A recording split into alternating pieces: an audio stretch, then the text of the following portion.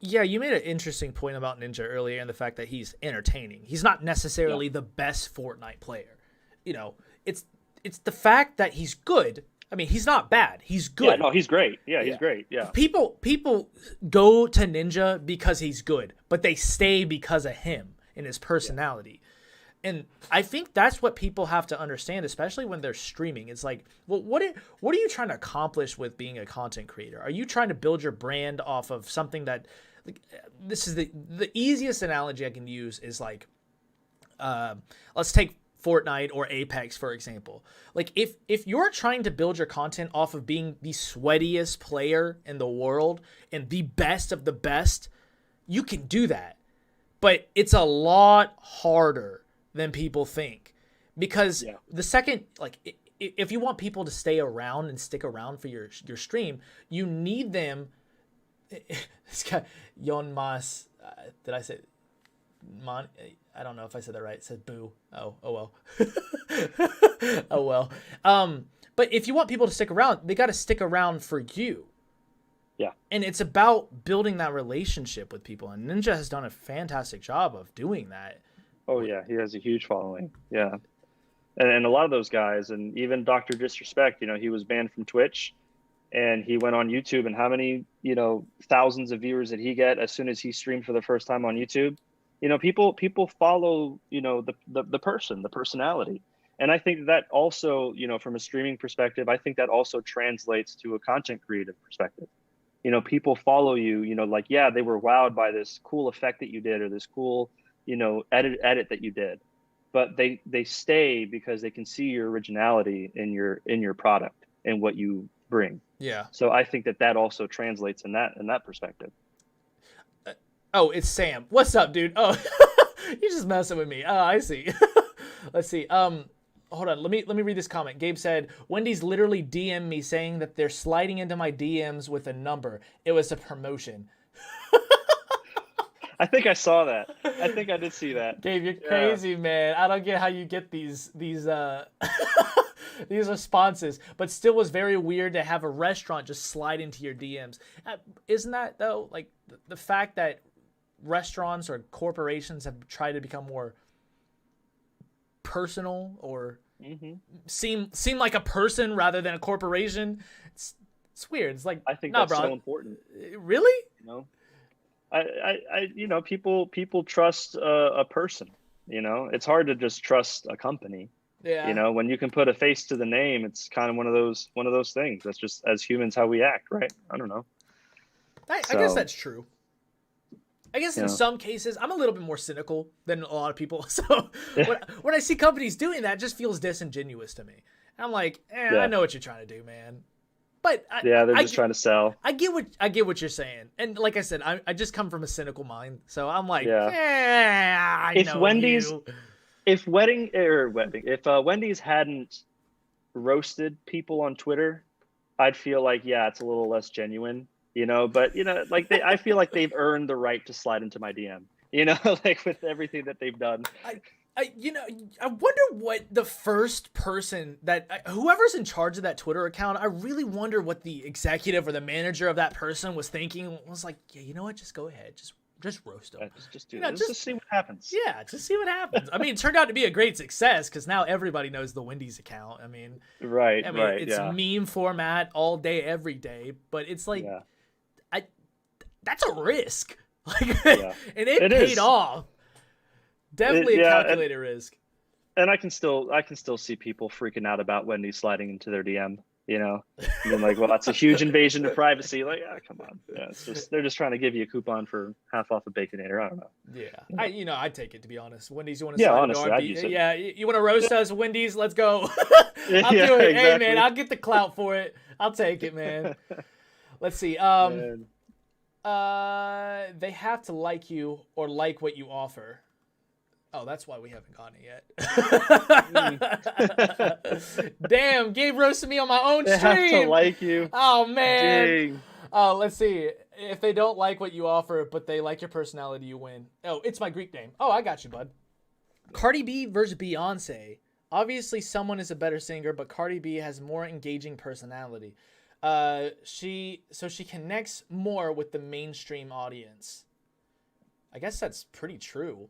It's That's pretty true. I mean, I mean, Beyonce has also been around a long time. yeah, but you don't see You her in know, the public as often. yeah, that's true. Cardi That's B, true. like every night, like I'm seeing like a story on Snapchat. Cardi B said Yeah. this. Cardi B did that. Cardi B got into a fight with Nicki Minaj, and I'm like, yeah. Like you don't even care, but it's all over the place. I You mean, know? that's basically what the Kardashians are. Right. I mean, everybody is all up in the Kardashians' lives.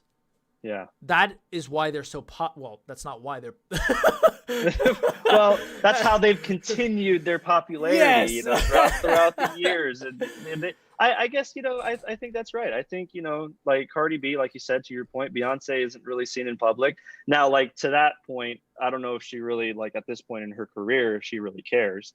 She's kind of solidified her name as an artist, but yeah, if you ask anybody, she's basically the queen. right. I mean, it's Beyonce. It's Yeah. like you don't have to know her last name. It's like everybody knows who Beyonce is. When you're known by one name, that I'm pretty sure you've made it at that point. So it almost feels like she knows, like you said, she knows, her time, like how long she's been popular, and then she's like, you know what, I'm gonna take a step back because, yeah, it's like, what's the Batman quote? You either die a hero or live long enough to become the villain. Yeah. So I feel like that's what happens sometimes. Like people, ride out that train of popularity for so long, and then they're just like, people hate that. People hate that you've been on top for so long. So they find I guess any that's little true. thing. Yeah. And I guess that's true. Yeah, I can definitely see that. It's like, one-hit wonders that happen, or people, that don't engage with their audience, and they rely on their previous success, right? Right. I also kind of think that's a bad thing too, though. Like Cardi B, like she obviously knows, and again, that kind of goes to this generation of like social media and understanding who you're trying to reach. And I think people who have done that have been super successful. I mean, look at Will Smith. Will Smith, 50 years old, when he got on Instagram, man, it just blew up, his Instagram. Yeah. Sorry, go ahead.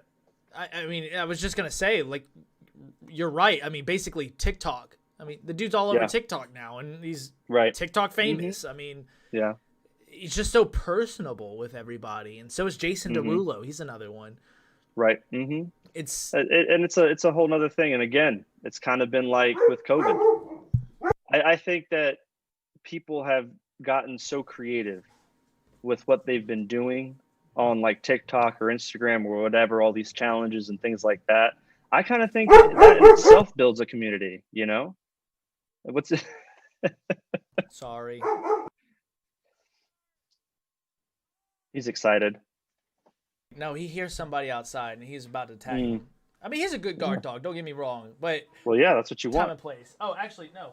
The wife is home. Oh, there you go. The wife is home. Yeah, so that's Is that a green screen you got in the back? Oh no, this is where I live, bud. Like oh yeah, right there. That's your window. You can just move it. This is my window, man. I love it. Yeah. I mean, come down, see me anytime you like. Yeah, I'm in New York. Man. I mean, hey. I mean, no, but for real though. I mean, I forget the original. I think the last comment we were talking about, but again, going back to the Kardashians and understanding not what made them popular, but why they remain popular, is the notion that like people are all up in their life. Like they made a series of Keeping Up with the Kardashians. How that was successful, I have no idea, but it was. But people love that. I mean, people love those reality shows because it puts you can live vicariously through that. And so you're like, oh, well, I don't have to know Kylie Jenner to know her. Like she's on screen, you know? I mean, you basically watch like the Kardashians grow up. I mean, like the little ones, like one's now a billionaire running her own company. I know. Yeah, that's insane. That's insane. But again, it comes down to, they saw an opportunity to engage with their audience, and they did. Yeah. And they got, because who would have ever thought that kind of reality show would have been that successful? Right. Who would have thought? But they did it. They threw it out there. how many shows go out on the air and get canceled, after less than one season, but they, it's like all these people are still out there trying to put out content. They're still trying to put out, things for people. And there's only one way to know how they're going to react.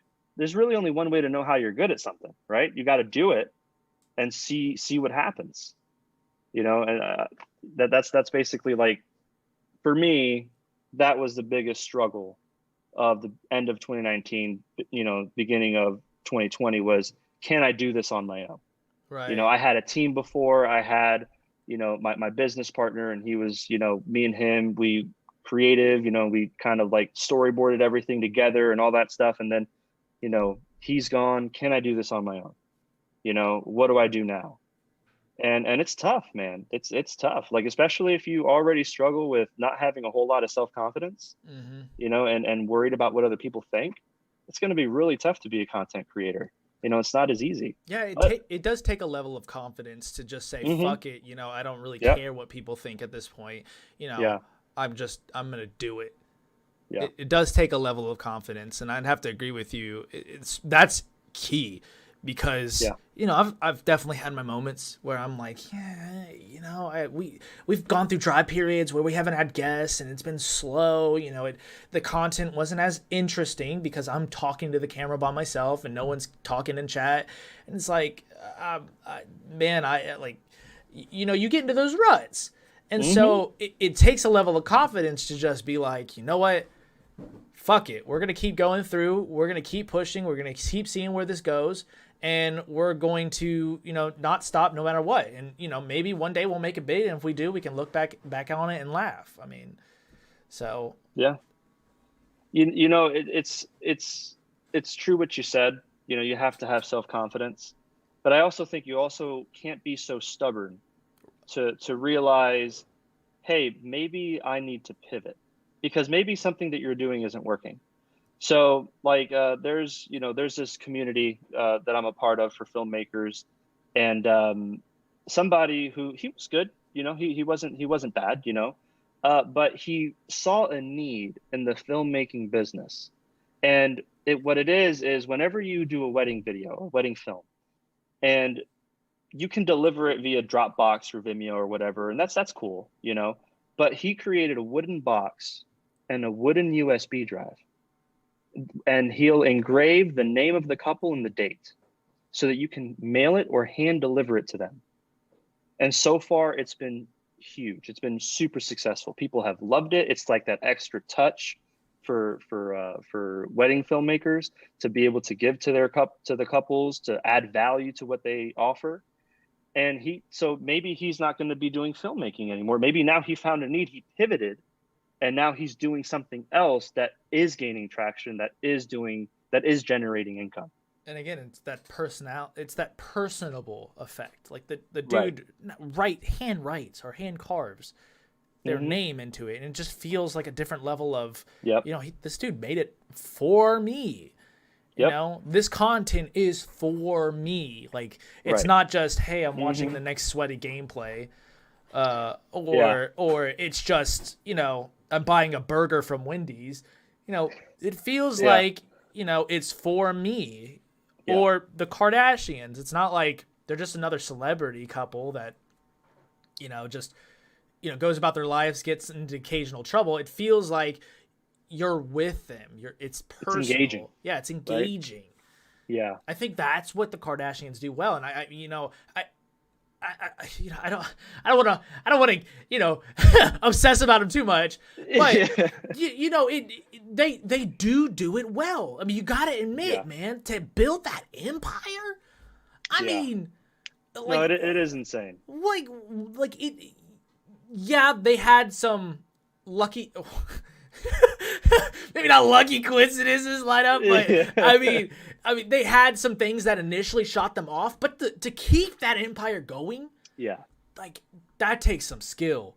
I don't care what anybody says. Like, I'm not. You got to be smart. Yeah, I'm not a Kardashian fan. I'm not a fanboy. I don't watch the Kardashians, I don't But know. you You've know been what? talking about it a lot, man. I do recognize where I'll give credit where credit is due. Yeah, I'll absolutely. recognize Yeah. where successful people are, and dude, they got it. They got it. Yeah, they figured out their formula. They And I did. think that's what it is. I think that's what it is. So you have to try to take that approach to whatever you do, whether you're what was it, a massage therapist or whatever, that comment earlier, like whatever it is that you do, find a way to make it personable, right? Find you can always break the mold. Like, yeah, people have this preconceived notion of what a taco should be, right? Mm-hmm. But how many times has the taco been reinvented? Right. It's like it's the same. Like you're limiting yourself if you don't think that you can change the industry you're in. You really are. You're limiting yourself. Try to stand out. Try to do something. What's the worst thing that can happen? You'll fail. You'll pivot. You'll do something else. Life isn't over when you fail. Yeah. So it's just like try pivot. It, it That's the biggest thing. I mean, it really does take a different breed to do that. Yeah. Like, because again, when you fail, not everybody is capable of, getting knocked down and getting back up. It's tough. Not everybody. Yeah. I mean, it's a blow to your ego sometimes when when you work so hard on that one video and you're just like, you know what? Let me put this out here. And then it just doesn't do good, or you get a hate comment on it and you're like, really? I mean, like, I put in all that effort. It's easy. Yeah, it's easy to just kind of give up after the one negative comment, or the one bad night doing a podcast, or your bad video, or one customer complaint. It's tough. But again, it's like, focus on getting better, and you're gonna get positive feedback. It's gonna happen. If you're putting in the work and you're getting better, it's gonna happen. I haven't seen it not happen. So